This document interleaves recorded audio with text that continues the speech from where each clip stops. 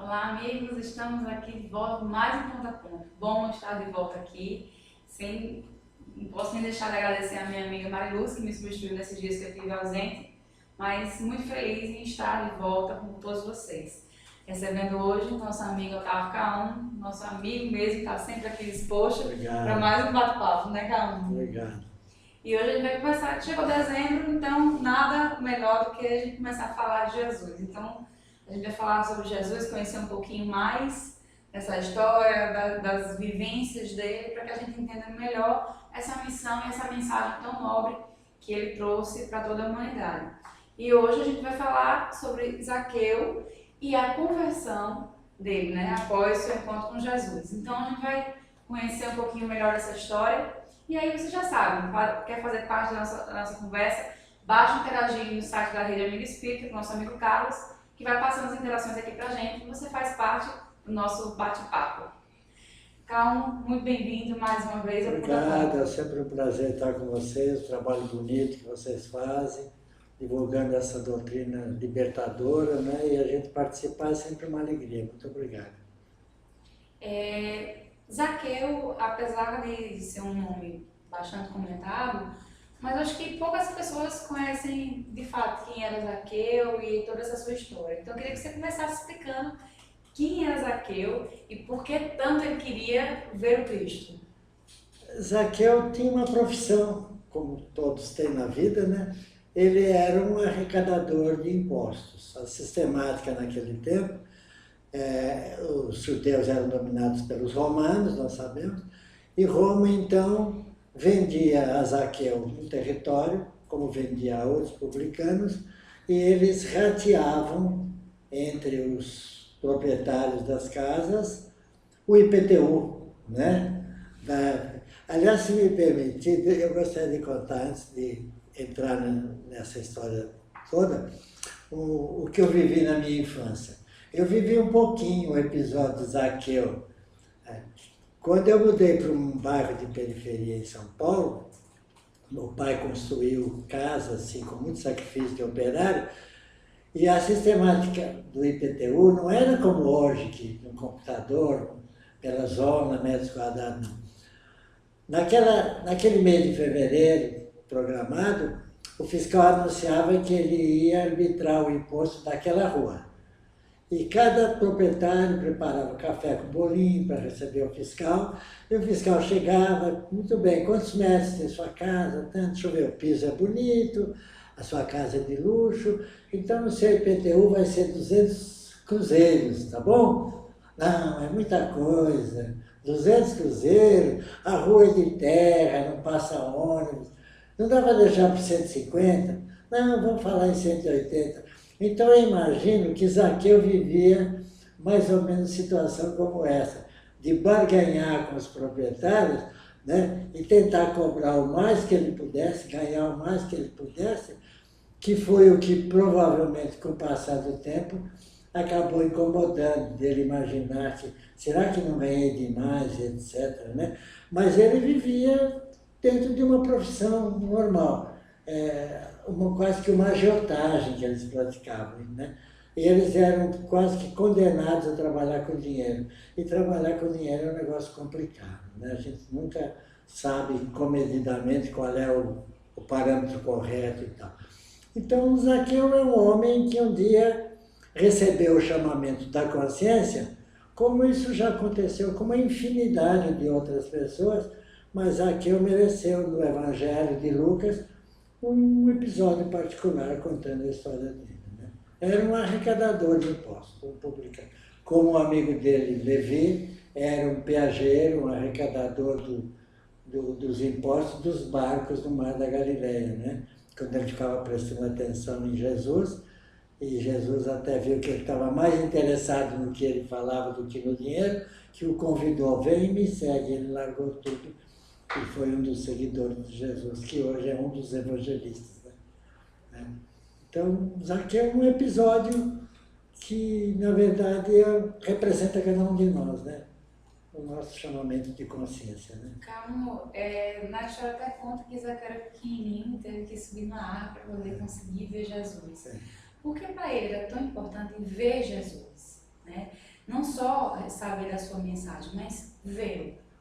Ele queria, provavelmente, um desabafo pessoal. Ele, sem dúvida, como ele era o chefe de muitos publicanos, não sei se de todos ou de muitos, ele ocupava o cargo de chefia, ele tinha acesso às notícias de Jesus. E Levi, o Mateus, que já era, nessa altura, um discípulo do Cristo, foi provavelmente quem falou, olha, Zaqueu, você precisa conhecer o homem, ele diz umas coisas muito interessantes. E Zaqueu, que já estava incomodado com a sua cobrança de consciência, né, falou, não, eu quero falar com ele. Como a mulher hemorroísta quis que Jesus, quis tocar as vestes de Jesus, como o centurião disse a Jesus, vai lá na minha casa, cura o meu filho e tal, né?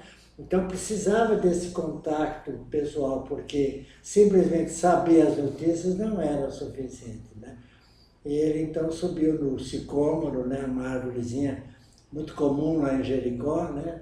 Parece que são as mesmas daquele tempo, que a árvore é muito longeva, né? Ele subiu e Jesus nem precisava que ele subisse, Jesus já sabia as intenções dele, quer dizer, antes mesmo dele se acomodar, Jesus disse, desce, que ainda hoje eu vou comer na sua casa, viu? Ele deve ter ficado todo emocionado, já imaginou? Né? Ele louco para pelo menos ter uma audiência informal e o outro fala que vai almoçar na casa dele, que honra, né? Ele, um pecador perante o povo, né? Uma pessoa odiada. Todo fiscal é odiado, né? Porque ele cobra imposto, né? Ninguém gosta de pagar imposto. E Zaqueu era odiado igualmente, né? Então deve ter, me vejo na pele de Zaqueu, deve ter ficado extremamente honrado de poder ir para a casa dele e receber Jesus, né? É a última coisa que ele imaginava que pudesse acontecer, né? Com certeza. E a gente vê do outro lado da história. E qual a importância para Jesus desse encontro com Zaqueu? Jesus via nele a ovelha desgarrada que estava sendo recuperada. Porque Jesus já contou na parábola da ovelha que o pastor larga centenas de ovelhas para correr atrás daquela que se perdeu.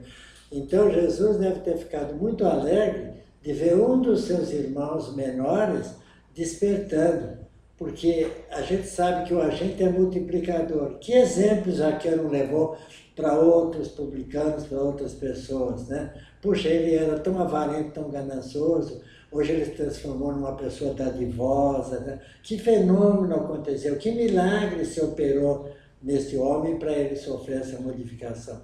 Então Jesus sabia que a conversão de Zaqueu não se restringiria à mudança daquele homem, mas de todo o ambiente onde ele frequentava, onde ele participava, seus empregados, o povo da sua região, que Jericó é uma cidade muito pequena, então todo certamente conhecia Zaqueu e deve ter se surpreendido com a mudança dele, né? Um verdadeiro milagre, né? Então Jesus devia estar também radiante com a conversão de Zaqueu. E Jesus, eu acho que ele gostava de ser controverso aos olhares da multidão, né? Porque todo mundo imaginava que o Filho de Deus só iria andar entre os bons, os santos, e não com os pecadores. E quando ele diz, vou almoçar na sua casa, ele, eu acho que espantou boa parte ali da multidão, né? Porque muitos se achavam desse método e não tiveram. Inclusive os seus discípulos que o acompanhavam, né? Porque eles contestaram. Nós acostumamos que fora da caridade não é salvação.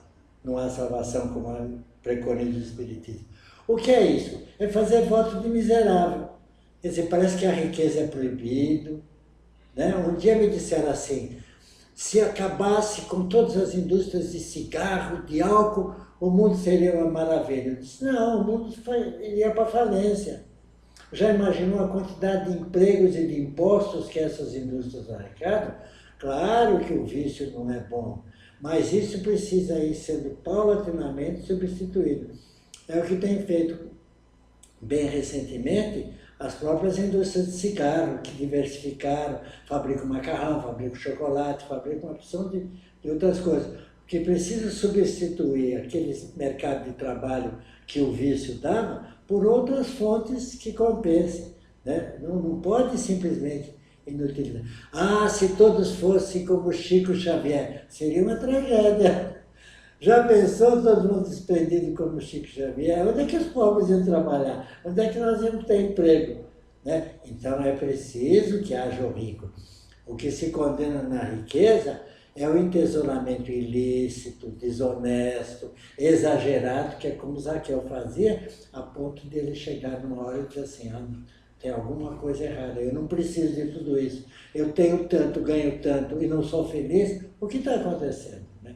E esse chamamento, eu estava lendo na Revista Internacional do Espiritismo, agora de dezembro, um artigo de uma companheira chamada Maroísa Pellegrini, ela já participou às vezes do Contraponto.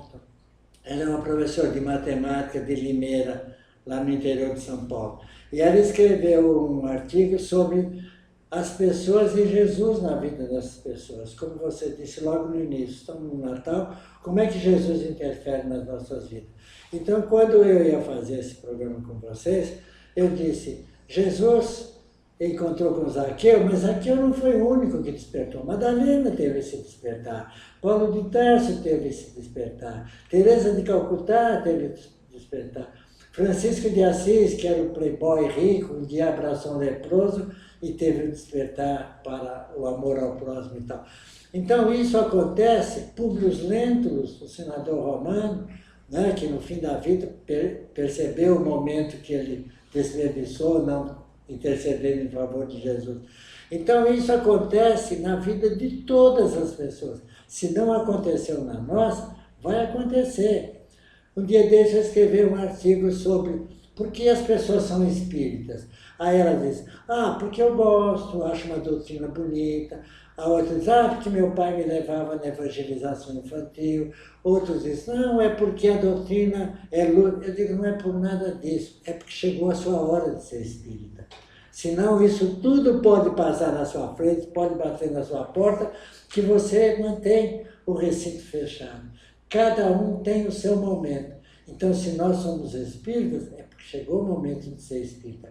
Como Zaqueu chegou o momento de dizer, olha, não estou gostando da minha vida, não dá mais para viver desse jeito, o que eu posso fazer?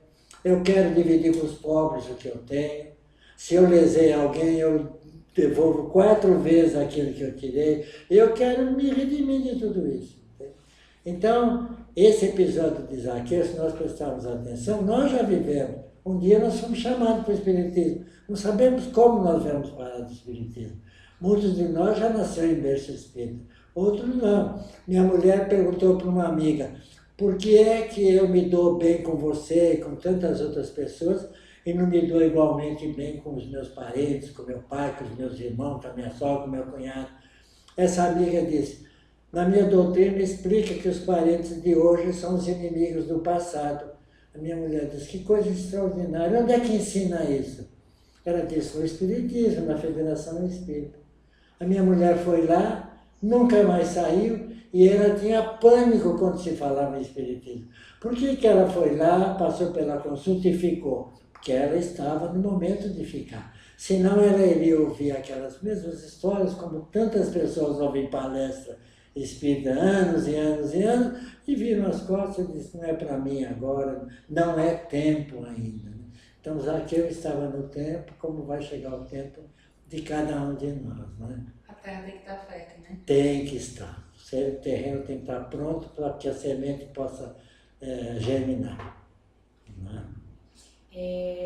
Agora eu vou fazer uma pergunta. Se Jesus chegasse à nossa casa hoje, como assim chegou antes Zaqueu, será que a salvação estaria lá, como assim ele disse para Zaqueu? Olha, Jane, é muito difícil generalizar, né? Há muitos de nós que já está tão pronto ou mais do que Zaqueu, né? Eu me lembro que quando eu era empresário, eu não estou me comparando a nenhum emissário, nenhum missionário, hein? Longe de mim. Eu sou uma pessoa que está lutando para ser melhor todo dia.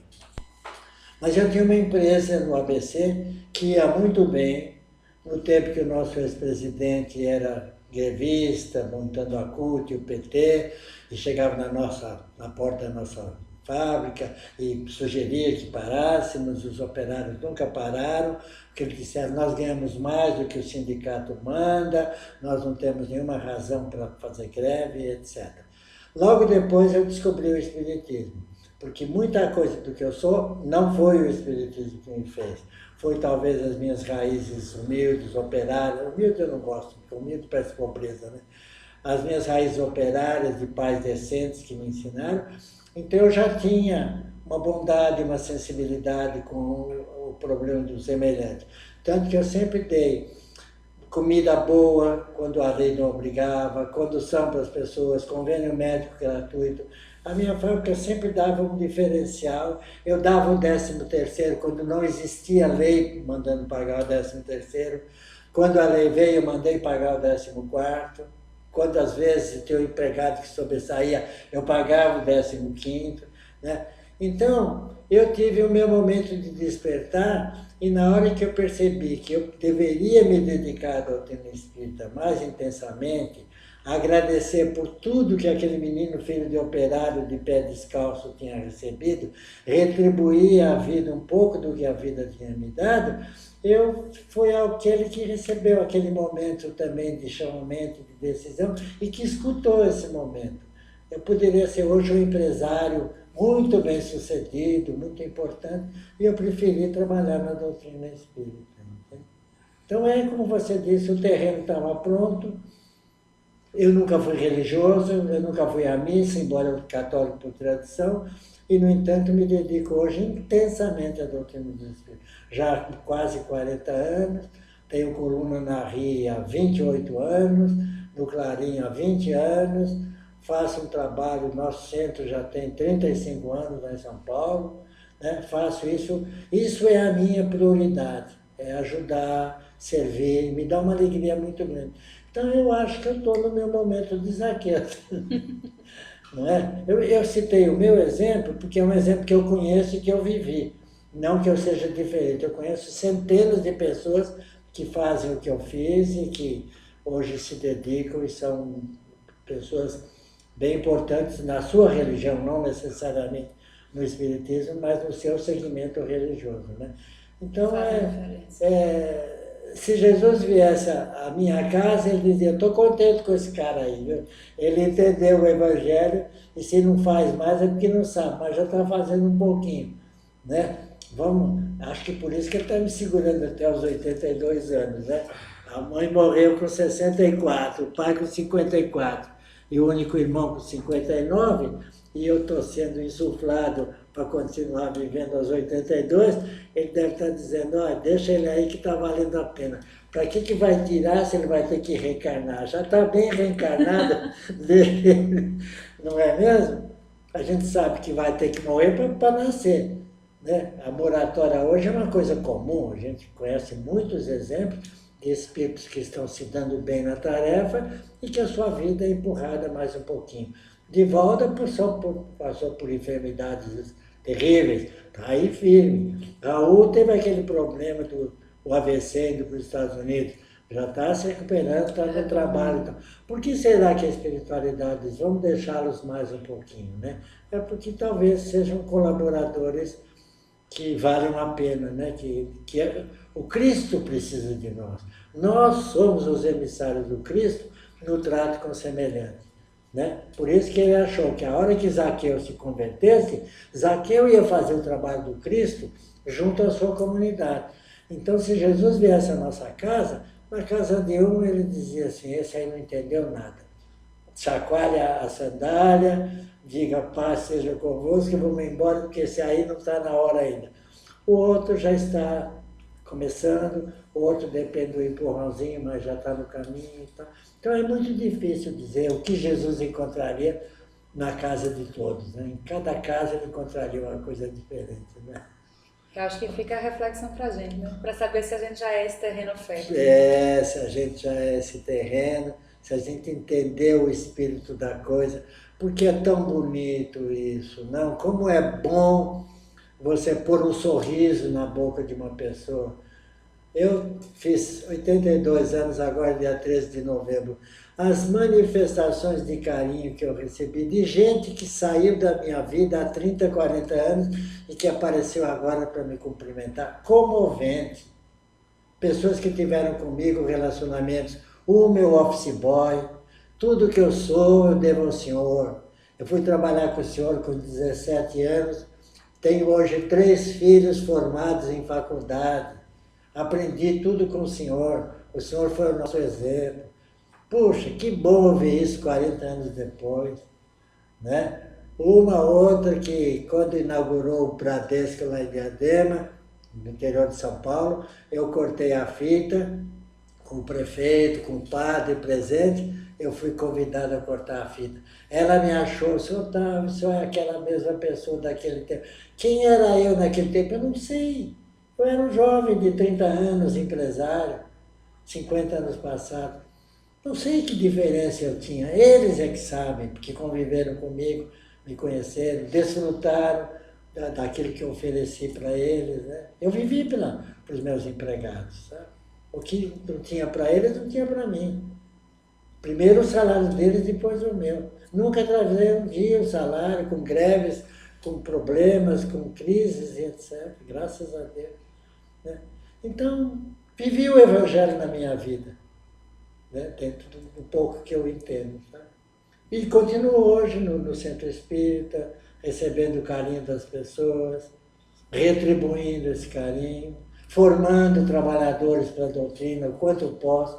Vocês são testemunha de companheiros nossos que já vieram. As joias raras que você traz aqui para a gente. Já vieram aqui formadas, não digo do zero, porque já eram terrenos que estavam prontos também. Mas a oportunidade nós aqui demos, o empurrão nós aqui demos, as portas nós aqui abrimos, né? Sabendo que são agentes multiplicadores que estão retribuindo e fazendo o mesmo com outras pessoas, aquilo que receberam. Né? Que bonito a gente poder olhar para trás e dizer, gostei da vida que tive, houve falhas, houve coisas que eu teria feito diferente, talvez, mas eu nunca odiei, eu nunca guardei rancor. Quanta gente que me prejudicou comercialmente, eu nunca tive mágoa dessas pessoas. Às vezes eu fico pensando, puxa, era natural. Eu tive prejuízos grandes financeiros. Aquilo não foi suficiente para me tirar o equilíbrio e tal. Que bom, não. Eu não estou contando isso, Jane, como um enaltecimento para mim. Eu estou contando como uma felicidade por poder ter esse comportamento diante de certos episódios que o normal não é esse. O normal é dar o troco, o normal é ficar bravo, o normal é se revoltar. Eu acho que isso aí que você está falando ilustra bem essa salvação, porque eu acho que o termo salvação um tanto... Ele ainda é um pouco confundido, né? Mas eu acho assim, quando a gente tem realmente esse encontro com Jesus, com a mensagem que ele deixou, a gente passa a ser essa diferença aonde quer que a gente esteja.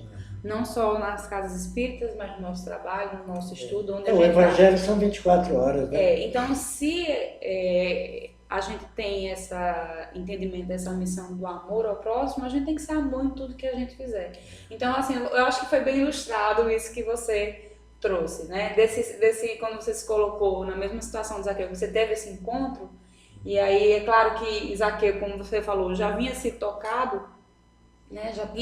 Já sentia a necessidade de mudança, assim como você já tinha uma base, né? Mas uma vez que a mensagem chegou, o trabalho chega junto. E até porque a gente aprende que a fé sem obras ela é morta, né? Então é o trabalho que vivifica a gente, que transforma todo o amor que Jesus nos ensina em ação, em prática. Eu fui católico, como todo brasileiro tradicionalmente.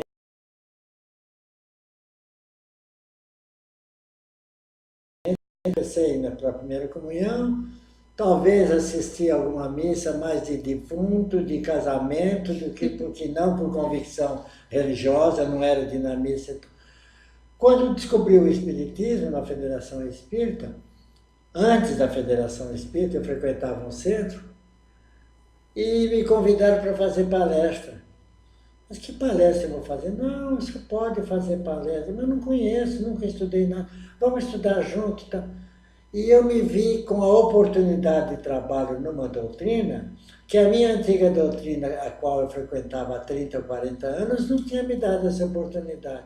Aí eu disse, é essa doutrina que vai me permitir dar de mim alguma coisa, me doar um pouco, né? Então, provavelmente, a minha ida ao Espiritismo serviu para esse despertar. Eu posso fazer alguma coisa. Na outra doutrina, nunca me explicaram o que eu podia fazer. Eu poderia ir passivamente à igreja assistir uma reunião, sair de lá e dizer, já cumpri meu dever religioso. Aqui não, aqui meu dever religioso é permanente, é renovável, é intensivo, é dentro do tempo, é fora do tempo.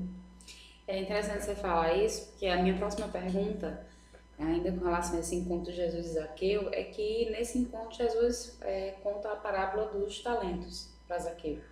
E aí eu queria que você nos explicasse o que a gente aprende com essa parábola dos talentos. Aprende que todos nós recebemos dotes divinos, né? Todos nós. E à medida que nós aprendemos a usar esses dotes divinos, eles causam um benefício maior ou menor. Ele conta aquele que aplicou os talentos, multiplicou, conta aquele que ficou com medo, que enterrou para não ser chamado a atenção e devolveu exatamente o que recebeu. Então, à medida que nós multiplicamos esses talentos, ou seja, o pouco que nós recebemos, nós transformamos em mais para dar para as pessoas, nós nos qualificamos a receber cada vez mais talentos. Não adianta nós explicarmos para uma pessoa, ensinarmos uma pessoa que não tem condição de aprender, que não tem interesse em aprender, que não tem a base elementar para poder aprender além daquilo, né? Então, quando Jesus contou a parábola dos talentos, ele queria mostrar que mesmo aquele que era um pecador, no dizer dos outros, era alguém que podia multiplicar os talentos, era alguém que podia agora, com essa nova oportunidade que estava tendo, fazer com que aquele conhecimento crescesse e se espalhasse. O que Jesus percebeu foi que mesmo os seus discípulos nunca entenderam muito bem a sua mensagem. Quando ele foi comer na casa, se fazer a refeição na casa de Zaqueu, foi criticado pelos discípulos. Quando ele falava de dinheiro, as pessoas diziam, mas ele não disse que é para fazer voto de pobreza, não disse ao moço, vende tudo que tem e me segue. Como é que agora fica prestigiando alguém que é rico, se misturando com os ricos em vez de se misturar com os pobres? Aí é quando Jesus aproveita para dizer, você pensa que o Evangelho veio ao mundo para formar miseráveis?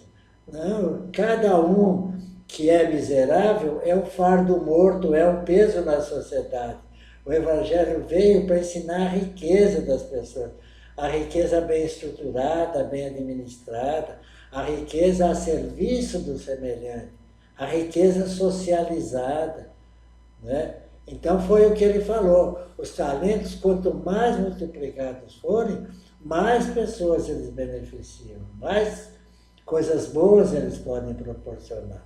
Então nós não nascemos para ser miseráveis, tanto que quando nós temos como resgate renascer pobres, em famílias bem simples, nós não estamos condenados a morrer pobres.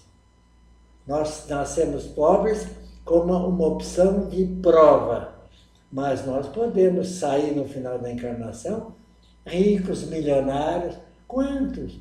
Matarazzo, aquele italiano que veio para o Brasil, como diz o nordestino, puxando uma cachorrinha, ele formou um império no Brasil. Se hoje esse império desmoronou, porque os filhos não souberam dar continuidade, não souberam manter, mas ele multiplicou, fez fábrica de cimento, de óleo, de sabão, metalúrgicos, etc. Ele nasceu pobre, mas não foi condenado a morrer pobre. E quanta gente ele beneficiou com as suas empresas? Era preferível ele fazer isso ou era preferível ele passar pobre a vida inteira? não é? Ele não foi muito mais útil socializando a sua fortuna, deixando as pessoas viverem, manter seus lares, suas famílias, não é? Então foi o que Jesus censurou aos pobres discípulos. Vocês estão comigo há tanto tempo, ainda não entenderam? O Evangelho não veio para formar miseráveis. O Evangelho veio para fazer o homem feliz. Né? Então a riqueza entesourada, enclausurada, avarenta, essa é sempre nociva. Desonesta, como nós temos visto aí, de pessoas que a qualquer preço tem aquilo que não lhes pertencia, isso sim, isso vai custar dores muito terríveis para essas pessoas.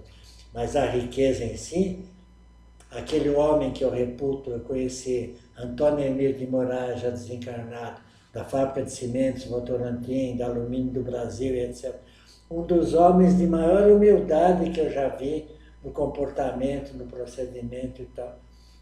Diretor da Beneficência Portuguesa lá em São Paulo, que ele subvencionava por conta dele. Tudo, né? Um homem riquíssimo, de uma humildade extraordinária. Por isso que eu não gosto de usar a palavra humilde para me referir a pobre.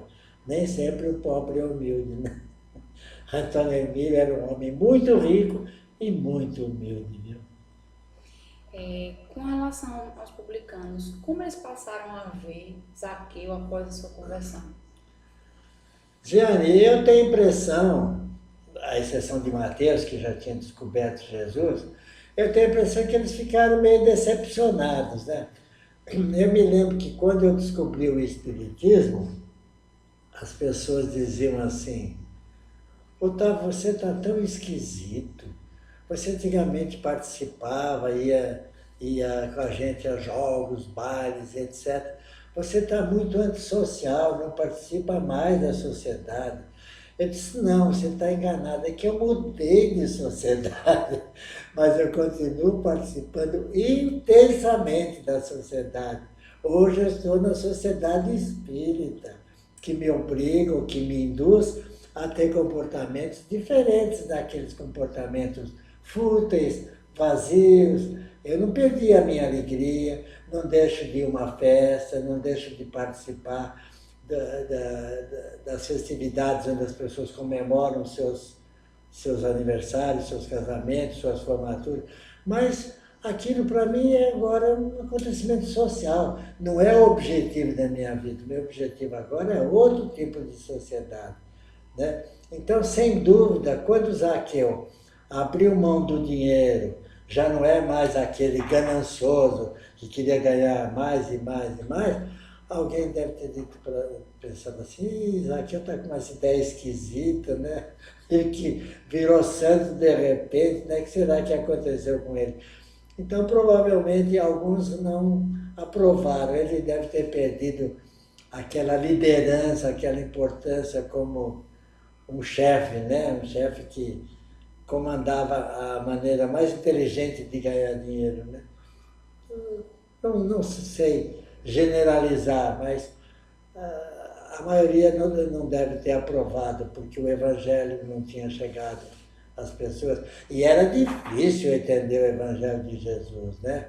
Porque o Evangelho de Jesus é um negócio que contraria todas as formalidades do mundo. Se alguém te der um tapa, vira outro rosto, outro lado do rosto para receber outro tapa. Se alguém te pede a sandália, dá também o manto. Se alguém quer caminhar 1000 passos com você, caminha 2000. Quer dizer, então eu tenho que ser sempre papel de bobo, eu tenho que ser sempre um trouxa, os outros abusam de mim e eu não posso reagir e tal. Não é isso, mas a gente não entende. A gente não entende que os sentimentos que nós produzimos, antes de chegar nos outros, atingem a nós mesmos. Então, quando alguém me diz, você tinha que reagir, ainda esta semana minha secretária, que é bem lúcida, trabalha no centro conosco, já está comigo há 13 anos, ela disse, Sr. Otávio, eu acho que o senhor engole coisa demais. Tem hora que o senhor devia reagir. Eu digo, por que eu vou reagir se vai me fazer mal? Se eu engolir, eu estou perfeitamente à vontade. não é problema meu, é problema de quem ofendeu. Como diz Divaldo, se você não ama, o problema é seu. Se o outro não te ama, o problema é dele. Não se preocupe com isso. Então, se o outro me ofendeu e não me incomodou, ou mesmo que me incomodou ficou na superfície, tudo bem. Se eu rebater, depois eu vou dizer assim, será que você precisava revidar? Será que você não podia ter mais paciência? Será que você não percebeu que ele está doente ou que ele está com problema, por isso que ele te ofendeu? Eu vou ficar me cobrando com tanta intensidade, eu vou ficar tão bravo comigo, vou dizer, Otávio, você pensa que sabe tanto e numa hora tão simples não sabe nem suportar uma tolice, viu aquilo como uma ofensa tão grande quando aquilo não teve nenhuma importância. Então, minha querida, eu falei para ela, se eu me calo, é no meu interesse. Eu me calo porque eu me amo. Né? Então, eu me calar é uma maneira de eu não ficar me cobrando. Então, quando nós entendermos que o ódio, a mágoa, o melindre, tudo isso prejudica nós próprios, nós vamos ter tanta paciência com o semelhante, nós vamos ter uma capacidade de paciência muito mais elástica do que nós temos.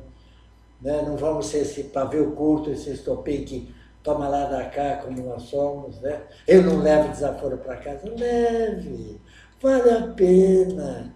Você vai evitar agressividade, inimizades. Eu já tive pedidos de desculpa de 30 anos depois. Um ex-sócio que escolheu, éramos 3 sócios. Quando houve um desentendimento, eu optei por sair, o outro escolheu o outro. 30 anos, 25 anos depois, no aniversário da firma dele, que ele me convidou para participar, eu dizia, eu queria me penitenciar de um erro que eu cometi há 25 anos. Eu escolhi o sócio errado, na frente do sócio dele. Que coisa horrorosa. Há 25 anos eu escolhi o sócio errado. Aquilo foi uma homenagem para mim. Eu fui tão injustiçado aquela vez.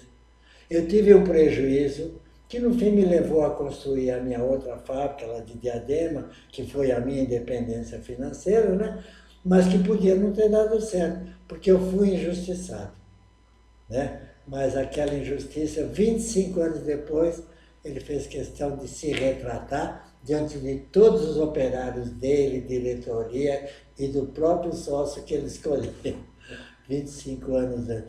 Então não valeu a pena eu ter ficado, não foi uma recompensa que diz assim, que bom que naquele tempo eu tomei essa... E já tive outras, não foi só essa não. Quem não, né? Tive muitos pedidos de desculpa nesse sentido, porque eu me calei, porque eu recebi a ofensa e paguei com a gentileza, porque depois da ofensa eu ajudei financeiramente, esqueci a ofensa.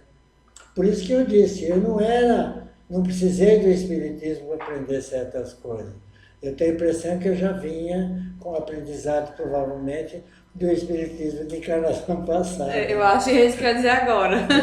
Pode ser que um pouco do Evangelho eu já trazia, porque esse sentimento de mansuetude, eu já nasci com ele. Eu nunca É uma virtude já adquirida. Já, provavelmente, eu já tinha conquistado. Já tinha penado em outras vidas o necessário para adquiri-la. Vim para aprender outras coisas. A minha paciência é muito grande. O meu filho, um dia, que meu filho e eu nos chocamos muito. Um dia no almoço ele falava de paciência, aí ele olhou e disse para mim, de paciência você entende, né, pai?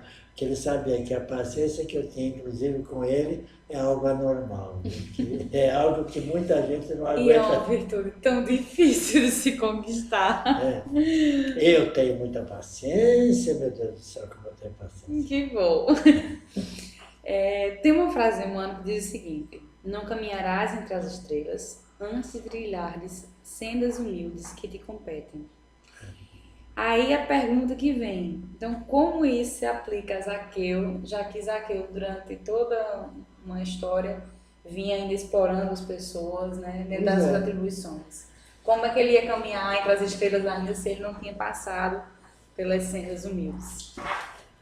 Mas ele tinha caminhado sob as sendas humildes quando ele reconheceu numa autoanálise, né, que ele teve o seu momento de despertar que todos nós temos, e ele percebeu que ele, ao buscar Jesus, ele estava descendo de um pedestal, né? Porque Jesus seria o primeiro a recriminar a riqueza dele, né? Jesus recriminava os fariseus, os publicanos, né? Mas ele defendia o simples, tanto que ele disse uma vez a Pedro: cuidado, Pedro, para que publicanos e meretrizes não ganhem o céu antes de você, né? Porque a exterioridade, muitas vezes, dos discípulos, o voto de humildade que muitos de nós faz, não é autêntico, não é verdadeiro. Né? Observe, por exemplo, que todo sacerdote fala manso. Ora, ele não é manso, não é. Os sacerdotes não têm uma padronização de linguagem, de voz, de tom, mas parece que é um uniforme que faz parte, junto com a batina e tal, a mansuetude, inclinar a cabeça, aquele gesto de humildade, quando muitas vezes nenhuma humildade íntima, espiritual, existe ali. Então, Zaqueu não foi aquele que precisou sofrer, passar por dificuldade, mas o fato dele dizer: não quero mais para a minha vida que eu tenho, eu vou procurar um jeito de mudar. E parece que esse tal Jesus, pelo que me contam, tem a solução para os meus problemas. Como é que ele soube que aquelas coisas que Jesus falava faziam sentido? Acho que ele tem alguma coisa a me dizer que pode me ajudar. Então é porque ele já estava meio pronto para ouvir alguma coisa. É porque aquele pouquinho que ele ouviu já começou a fazer sentido. Ele já estava em condições de caminhar nas estrelas, né? Não precisou sofrer catar lixo na rua, passar por privações físicas, etc. Não. Ele se agrediu espiritualmente, moralmente, né? Se diminuiu para dizer: não, eu vou fazer um voto de pobreza, de riqueza espiritual e pobreza material. Eu não quero mais essa vida para mim. Então, sem precisar passar pela miséria humana, ele se diminuiu como pessoa para poder entender Jesus. Né? Tanto que ele exultava, conta que no dia da festa, ele se desdobrava, ele ria sozinho, ele chamava os serviçais, ele estava em colóquio amoroso com Jesus, estava em êxtase, né? Já imaginou Jesus na minha casa? Não é? Então, Jesus não iria premiá-lo se ele não tivesse mérito. Ainda nesse contexto, em algumas situações da vida, a gente olha assim a vida do outro, né, que a gente sempre vê a grama mais verde, mas a gente vê assim, que algumas pessoas nem têm uma conduta tão correta na vida, né? Pessoas que aqui e acolá cometem seus pequenos desvios de moral, mas que parece que contam com a sorte e com a providência divina para que tudo dê certo, que tudo caminhe, tudo prospere na sua vida. Enquanto outros, né, às vezes se questionam: caramba, eu ando num caminho de retidão, procuro ser o mais correto possível na minha vida, o mais justo, o mais honesto, e quando eu menos espero, as coisas dão errado na minha vida. Então, onde está a providência divina que não ajuda a mim, que estou caminhando? A providência divina está nas múltiplas reencarnações, né? Nós já sabemos que para entender o espiritismo e a vida espiritual, só com a continuidade das vidas. Aquele que hoje se mantém correto e tal e não consegue, provavelmente ele foi o rico desonesto, que poderia ter usado para o bem, feito muita coisa boa, e não teve o cuidado de dar bom atendimento, bom uso na sua riqueza. Então agora, por mais que ele lute, é aquele que fecha a mão, o dinheiro fica em cima. E pode chacoalhar que não cai. E o outro que fecha assim e vaza pelo vão do dedo, né? Tudo que ele toca vira ouro. Para mim nada dá certo, né? Você vê, fazendo um pequeno parênteses, nós tivemos um episódio agora dessa tragédia coletiva, né? Saiu um artigo na televisão, na ESPN, do filho do Juca Kfouri, um videozinho chamado Graças Medellín, em que ele faz um agradecimento pela cerimônia que o time lá de Medellín fez no estádio, aquela homenagem. Ele diz, o povo todo chorando sem que haja um único morto colombiano. Que bonito, né? E eu que conheço o colombiano, eu que forneci licença dos meus produtos para fabricar lá, eu que fui lá muitas vezes, sei da índole do povo colombiano. É um povo extraordinário, bom, humano, sensível, pobre, miserável, trabalhador, resignado. Então, nesse artigo, que o filho do Kfouri diz assim, graças, Medellín, pelo que vocês estão fazendo e pela tristeza de saber que nós não faríamos igual. Que coisa triste. Pela certeza que nós não faríamos com essa grandeza. Isso é que nos entristece mais, né? Porque o presidente do clube imediatamente deu título para eles. Eles são os legítimos campeões, pelo menos como uma homenagem, né? Os jogadores foram ao estádio, entraram, vestiram a camisa. Que coisa, são simbologias pequenas, mas que mostram uma grandeza de alma. Então, quando às vezes a pessoa luta, não consegue, o outro não luta, mas consegue, o outro está sendo testado, você está sendo provado, dizendo, não vai conseguir. Lute, lute, lute, para ver. Aí, no fim, não deu certo. Continue lutando. Aí, quando você voltar para a espiritualidade, você vai pegar a ficha de uma encarnação e a ficha de outra. Aí você vai dizer, aqui eu tinha e não soube usar. Aqui eu quis usar e não consegui. Agora, vamos fundir tudo isso e numa outra encarnação. Eu vou voltar com os talentos adquiridos no esforço que eu empreguei para conseguir e agora vou aprender como é triste lutar e não conseguir, para valorizar o outro que não tem, o outro que não pode. Não podemos fazer uma análise pequena de uma encarnação de décadas. Quando se fala nessa transição planetária, se fala de 400 anos, 500 anos. Santo Agostinho já fala no Evangelho segundo o Espiritismo, né? A coisa é muito antiga. Então, não podemos, se nós analisarmos por uma única encarnação, onde está a providência divina? Aquele que é desonesto consegue, aquele que é honesto não consegue, mas não é tão simples assim. O contexto é muito mais macro do que tão pequeno como nós imaginamos, né? Mas está tudo certo, pode estar segura que está tudo sob controle. Ou seja, não há injustiçados. Não há injustiçado, não há injustiçado. Todos nós estamos fazendo as experiências naquilo que precisamos, naquilo que podemos, dentro da capacidade que temos, né? É o que a gente às vezes diz, a pessoa vem ao Espiritismo. Se ela não for tempo de ficar, ela não fica. Se ela se curar, ela fala, já posso ir embora, me curei. Se ela não se curar, ela fala, não adianta ficar aqui, que isso aqui não cura ninguém. Então, se não é o tempo, não é o tempo. Se é o tempo, ela não precisa se curar, ela vai ficar. Porque ela sabe que ela precisa daquilo, que ela vai ter um aprendizado.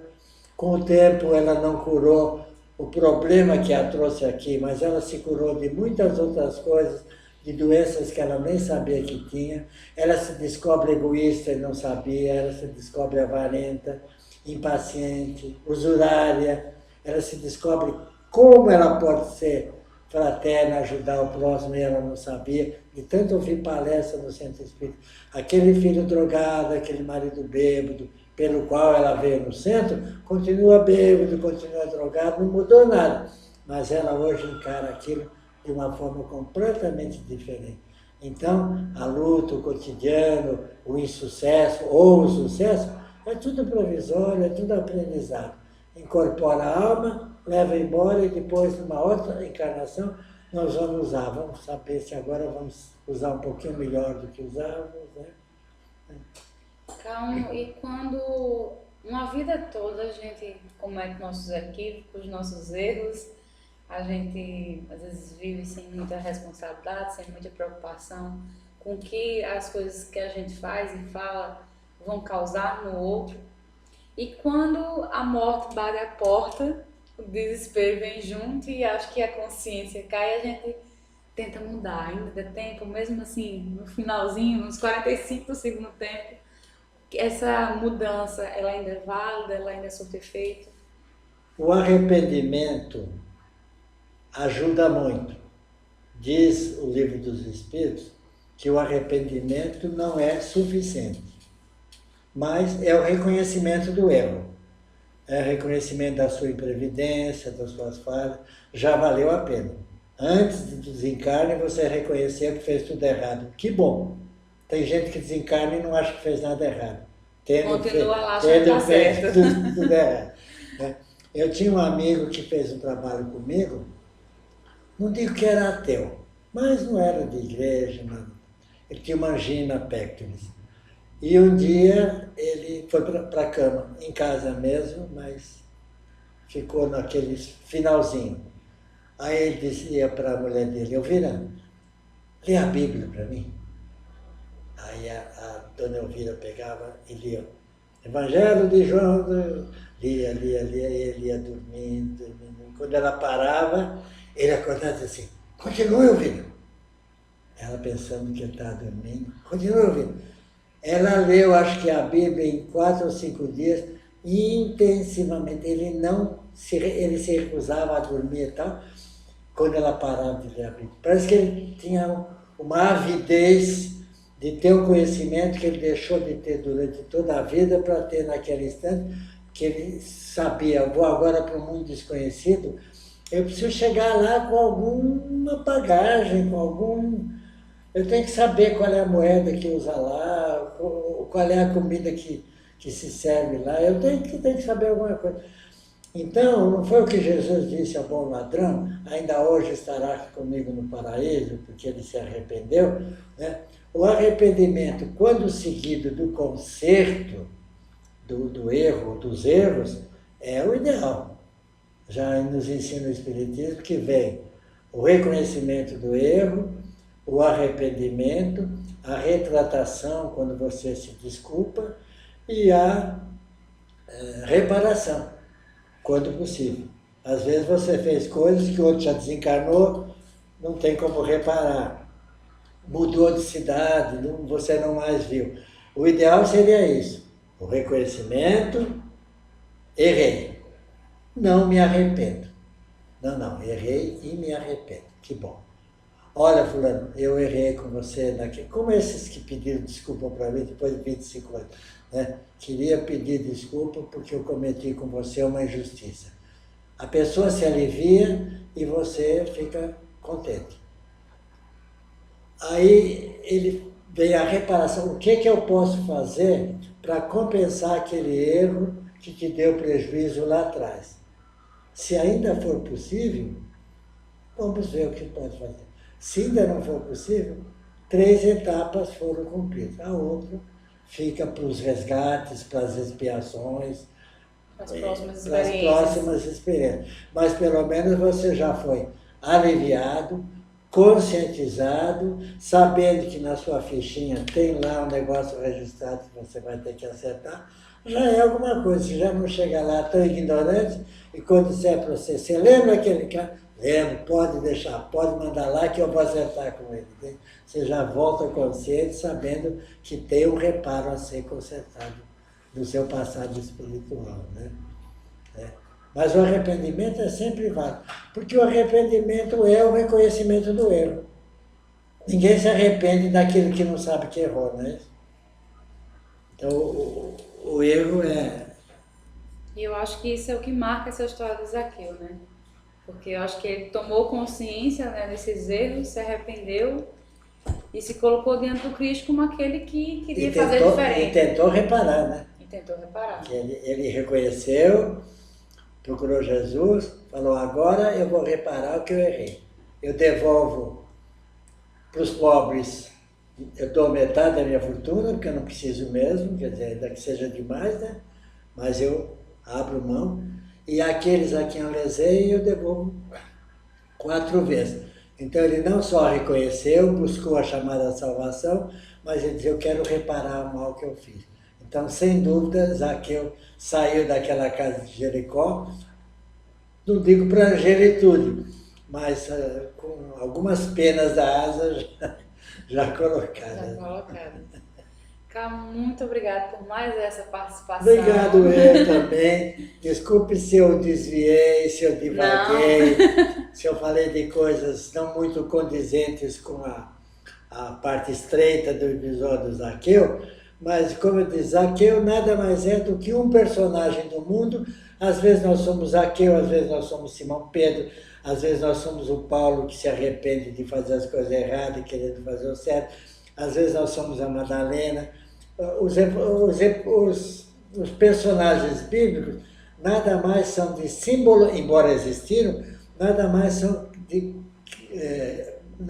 são que simbologias que às vezes nós próprios encarnamos, retratamos na nossa vida, nas diferentes horas do nosso dia a dia. Né? Você nem se preocupe, porque a sua exemplificação foi ótima, até porque às vezes quando a gente fala das histórias bíblicas, a gente tem uma certa dificuldade de entender, e quando a gente traz isso para a nossa realidade, para o nosso contexto, para a nossa vivência, para as nossas experiências, a gente começa a chegar, né? Porque não é a história fantástica, mas é a nossa É o história. Evangelho no cotidiano, né? É o dia a dia do Evangelho, né? Que é o que nós temos que fazer. Eu lhe agradeço por mais essa participação. Eu também Esperando agradeço. que em breve estaremos juntos de novo. Também agradeço. Antes de despedir de vocês, eu tinha uns avisos, né? Primeiro, no dia 8 e 9 de dezembro, terá apresentado no Teatro Ordinal do Egito a peça Catarse, que é feita pelo grupo Pirilampos de Teatro, que é aqui da Federação Espírita Paraibana. Um grupo predominantemente jovem, muito jovens, e esse texto da peça Catarse, em especial, foi escrito pelos jovens, pelo grupo. Não foi alguém que trouxe um texto pronto, mas foi um texto construído por várias mãos. Pelo que eu já vi, quem assistiu os ensaios, está maravilhoso. Então, é arte, é conteúdo espírita, é a juventude produzindo. Então, tem que ter o nosso apoio. Então, 8 e 9 de dezembro, programação lá no Teatro Ordinal do Egito. Para comprar seus ingressos, só procurar aqui a livraria da Federação Espírita Paraibana, que vai ter à sua disposição. E a outra coisa que eu queria falar, eu estou aqui com a campanha da Natal Diferente. Na cidade de Souza, todos os anos, um grupo de amigos se reúnem para fazer um Natal diferente.